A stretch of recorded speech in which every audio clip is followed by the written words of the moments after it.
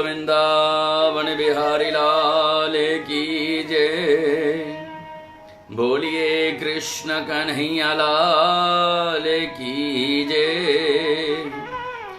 राधा रानी की जय। बोलिए गिरिराज धरन की जय।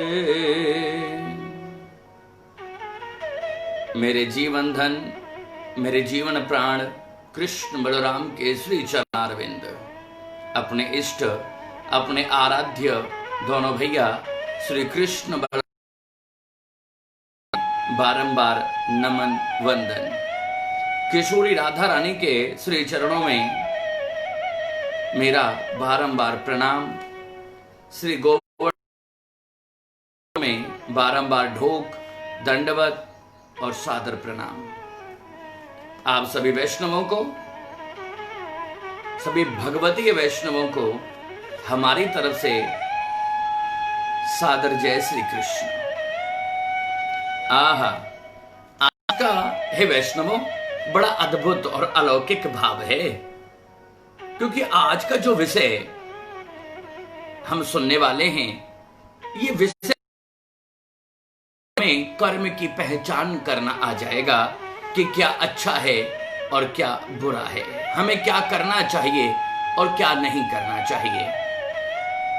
क्योंकि जब तक हम अच्छे या बुरे का निर्णय नहीं करेंगे, तब तक हम कर्म और अकर्म की नहीं पाएंगे।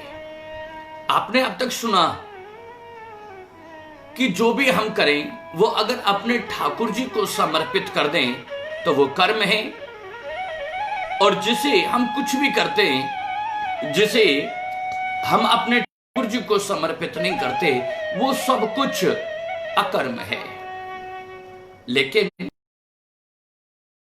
हमारे लिए क्या अच्छा है, हमारे लिए क्या बुरा है, हम इन दो बातों का निर्णय कैसे लें, ये पहचान कैसे हमारी बुद्धि में विद्यमान हो कि क्या अच्छा है और क्या बुरा। क्योंकि हमारी आज इस कलयुग में मानसिक स्थिति बहुत विचलित है। हम अपने और पराये का सही सही निर्णय नहीं ले पाते। वास्तव में जिसे हम अपना मानते हैं, अपना समझते हैं, अपना अतरंग प्रेम प्राय देखा जाता है कि वही हमारा अपना कुछ दिन के बाद पराया बन जाता है, भी उसके साथ हो नहीं पाती। इतनी दूरियां हमारे रिश्तों के मध्य में आ जाती हैं। और आज इसी भाव को मेरे हिसाब से ज्यादा नहीं, केवल 3 या 4 चीज समझ लें आज के इस सत्र में, तो हम अच्छे और बुरे की पहचान करना सीख जाएं। और जिस दिन हम अच्छा या बुरा इन दोनों बातों का भेद कर पाएंगे, उस दिन हमारे जीवन में अकर्म की कोई गुंजाइश ना रहेगी।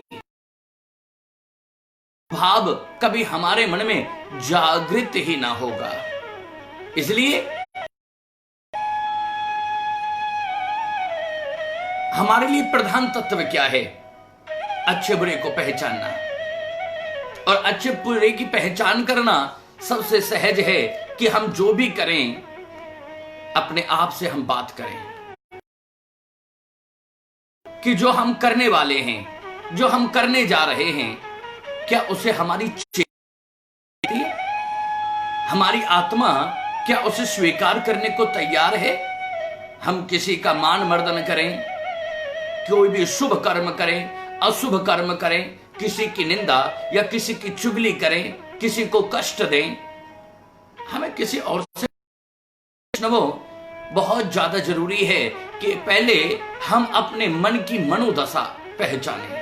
हम अपनी मन की परिस्थिति को समझें कि हम कहां खड़े हैं। हम जो कर रहे हैं क्या वह उचित है? क्या हमारी आत्मा, हमारा मन, हमारा चित्त, हमारी बुद्धि उसे स्वीकार कर रही है? क्योंकि अगर हम अच्छा कर्म करेंगे तो हम जानते हैं कि सामने वाले को बड़ा अच्छा महसूस होगा और उसकी अतरंग आत्मा हमें कुछ सहानुभूति, हमारे लिए कुछ श्रद्धा, हमारे लिए प्रेम या हमारे लिए आशीर्वाद उसकी आत्मा से निकलता है। लेकिन जब हम किसी के साथ बुरा करते हैं या बुरा हो जाता है तो हम ये भी अच्छी तरह बखूबी समझते हैं कि सामने वाले की आत्मा हमारे लिए आशीर्वाद नहीं, हमारे दुर्भाग्य की कामना करेगी। और आपको समझना बहुत सहज है कि हम जो कर रहे हैं वो अच्छा है कि बुरा है। करें पहले उस कर्म की तुलना अपने आप से कर लें। अगर यही सामने वाला हमारे साथ करता तो हमारे मन को कैसा लगता, हमारी आत्मा क्या उसे अच्छा मानती, और अच्छा मानती तो हम कितना आशीर्वचन उसे देते, लगता तो हम कितने दुर्भाग्य की उसके लिए कल्पनाएं अपने मन में विद्यमान कर लेते। बस इतना सा भाव हम समझ लें, हमने जो कृत्य किया उससे करने से पहले हमें पहला तत्व, पहली बात, पहला सूत्र कि हमने जो कृत्य किया, हमने जो किया उसे करने से पहले हम केवल इतना विचार कर लें कि यह कर्म होने के उपरांत जब इस बात के बारे में, हमारे इस कृत्य या कर्म के बारे में जब हमारे जन्मदाता माता पिता को पता लगेगा कि आत्मा को कैसा प्रतीत होगा। उनकी आत्मा गर्व करेगी या उनकी आत्मा बिलखेगी, क्योंकि सबसे पहले जिन्होंने हमें ये मानव तन दिया, जिन्होंने हमें ये संसार, इस संसार के संपूर्ण सुख और संसाधनों को प्रदान किया, इस संसार में रहने की सीख हमें प्रदान की, हमारी बुद्धि का विकास किया, अर्थात कि हमारे जीवन का जो मुख्यतः आधार हैं, हम जिनकी वजह से हैं, हमारे होने की जो वजह हैं, हमारे माता पिता, हमारे पूर्वज। हमारा कोई भी कर्म करने से पहले हम विचार करें कि हमारे पूर्वजों को, हमारे माता पिता को यह कैसा लगेगा। केवल 3 या 4 पॉइंट, केवल 3-4 बातें हम अपनी बुद्धि में पहला पॉइंट कि हमारे माता पिता को कैसा लगेगा। दूसरा पॉइंट कि जो हम कर रहे हैं, हां, उसे हमारी आत्मा स्वीकार कर पा, हमारी ही आत्मा को स्वीकार करने में कठिनाई हो रही है। दूसरा पॉइंट। और तीसरा है कि जो कर्म हम करने जा रहे हैं, जिस गुरु ने हमें दीक्षा दी या जिस गुरु के सानिध्य में हमने अपने जीवन को जीने का वचन लिया है, वो हमारे कर्म के स्वामी, हमारे जन्म के स्वामी माता पिता और हमारे कर्म के स्वामी हमारे गुरुदेव, हमारे सदगुरुदेव, हमारे उस कर्म को जब वो जानेंगे कि हमने ऐसा कर्म किसी के साथ किया, तो हमारे गुरुदेव की आत्मा को कैसा लगेगा। और जब हम अपने गुरु के बारे में विचार करते हैं, गुरु के वचनों के बारे में विचार करते हैं, बताया उस मार्ग के बारे में विचार करेंगे, तो यह है कि हम बुरा कर्म, हम पाप कर्म कदापि कर ही नहीं पाएंगे। और चौथा तत्व, चौथा सूत्र क्या है अच्छे और बुरे को पहचानने का? चौथा सूत्र है कि हम जो कर्म कर रहे हैं, हमारे मन में कर्म करने से पहले यह भाव जरूर अंकित हो, हमारे मन में यह बात जरूर आए कि जो कर्म हम करने जा रहे हैं, हमारे जीवन, हमारे गोविंद, हमारे ठाकुर जी, हमारे नवनीत प्रिया जी, इष्ट देव को यह जानकर कैसा लगेगा कि मेरे शिष्य ने, मेरे भक्त ने, मेरे प्रेमी ने ये जो कर्म किया, उससे हमारे इष्ट को अच्छा लगेगा कि बुरा लगेगा।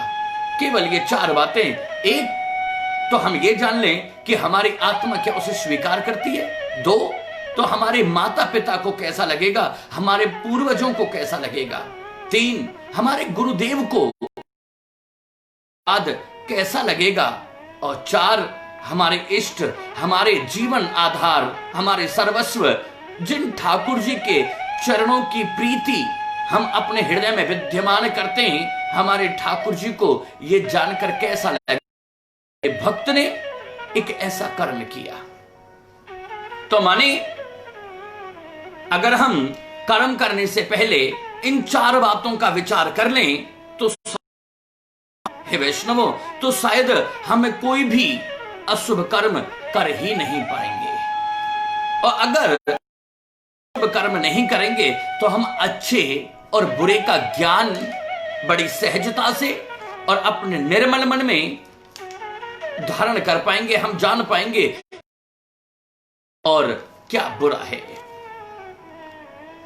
हमारे एक बात और समझ लें, हमारे द्वारा संचित जो हम कर्म करते हैं, हमारे द्वारा संचित हमारे प्रारब्ध और वर्तमान के कर्म, आप समझ, हमारा प्रारब्ध, हमारे न जाने कौन से कर्म रहे होंगे कि आज हम इतने कष्टों को भोगते हैं। और यहां आकर भी तो आने वाले जीवन में, आने वाले समय में न जाने कितने दुखों को हमें सहन करना पड़ेगा। ये बात समझ लें, हमारा प्रारब्ध हमारे जीवन के कर्म, ये 2 ऐसे अच्छे शुभ या अशुभ का ज्ञान, अगर हमें ये ज्ञान प्राप्त हो जाए कि हमने जाने अनजाने में शुभ या अशुभ कर्म किए हैं, अब उन कर्मों का तो उस पश्चाताप करने का केवल एक ही साधन है वैष्णवों, मात्र एक साधन, कि हम अपने वर्तमान के कर्मों को सुधार लें। ऐसा देखा गया है, शास्त्र कहते हैं कि हम अपने वर्तमान के कर्म से, के जितने भी कर्म हमने किए उन कर्मों को और अपने प्रारब्ध, अपने पूर्व जन्मों के कर्मों को भी शुद्ध और सात्विक बना ले। उन पापों का नष्ट करने का प्रयोजन हम केवल अपने वर्तमान के कर्म से करते हैं। कैसे? विचार आता है कि वर्तमान में अच्छे कर्म करें तो हमारे प्रारब्ध के कर्म और हमारे इस जिंदगी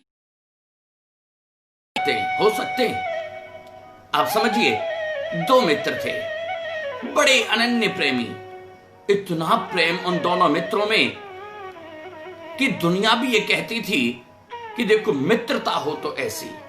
लेकिन इन दोनों मित्रों की सोच अलग। दोनों मित्र अपने घर से निकलते और कहीं एक सड़क किनारे पर एक मंदिर था, एक मित्र मंदिर में जाता था, सड़क के दूसरे किनारे पर एक मदिरालय था जहां मदिरा मिलती थी। एक मित्र ठाकुर जी के दर्शन करता, ठाकुर जी को रिझाता, बड़ा सुंदर भाव, और दूसरा मित्र मदिरालय में जाकर के मदिरा खरीदता, मदिरा पीता, वो केवल मदिरा का पान, माला पकड़ता था मंदिर में जाकर और एक प्याला पकड़ता था मदिरालय में जाकर। एक दिन वो दोनों मित्र एक मंदिर से और एक दोनों निकले, अपने घर की ओर चले। जैसे ही थोड़ा सा आगे चले, जो धार्मिक मित्र है, जिसकी प्रवृत्ति, जिसकी सोच, जिसके विचार धार्मिक हैं, उस मित्र के पैर में एक लोहे की कील गड़ गई, चुभ गई, आने लगा, बड़ा कष्ट हुआ। और जो मित्र मदिरालय से आया था, वो मदिरा पी के जब चलने लगा तो उसका पैर एक पोटली उठाई, उस पोटली में कुछ सोने की असरफियां थी। एक मित्र है जो मदिरालय वाला मित्र है, जो नास्तिक मित्र है, आस्तिक मित्र से कहता है कि तू मंदिर में गया, मंदिर में जाकर के तुझे क्या मिला? ये कष्ट। मैं मदिरालय गया और देख मेरा भाग्य, मुझे क्या मिला? ये सोने की पोटली। ये सोने की असरफियों की पोटली। इसलिए बारंबार अपने मित्र को कष्ट देने के लिए कहता, पियो और जियो। निरंतर केवल यही भाव उसके मन में चलता था। कुछ दिन के बाद उन दोनों मित्रों की मृत्यु हो गई और दोनों ही मित्र धर्मराज ने उनको अलग अलग कर्मों के हिसाब से स्वर्ग और नरक में जाने का आदेश दिया। लेकिन आदेश देते वक्त धर्मराज कहते हैं कि एक बात मेरे मन में है, एक कर्म जिसकी वजह से तुमने आपस में बात की। मैं तुम्हें बताऊं कि एक दिन तुम मंदिर से निकले तो तुम्हारे पैर में लोहे की कील गड़ गई और तुम्हें खून आए, क्योंकि उस दिन तुम्हारी मृत्यु होनी थी। लेकिन तुमने मंदिर में जाकर माला करके, भजन करके, चल करके ठाकुर जी की सेवा में आस्था को प्राप्त करके, आस्तिक बन के तुमने उस दिन अपनी मृत्यु को टाल दिया।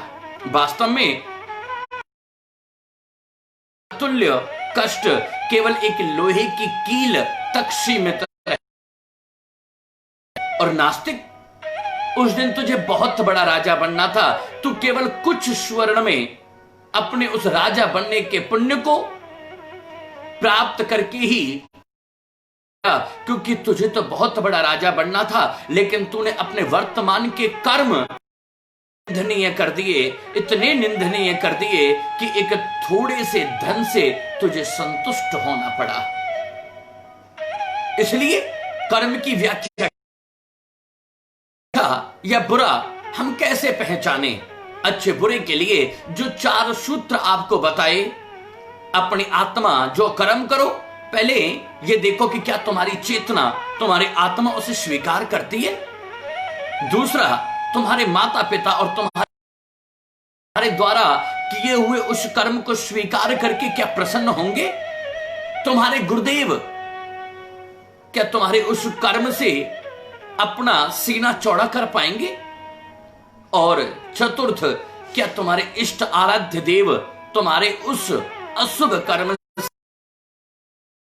मुस्कुरा करके देख पाएंगे, या हमारे इष्ट का भी मन दुख जाएगा?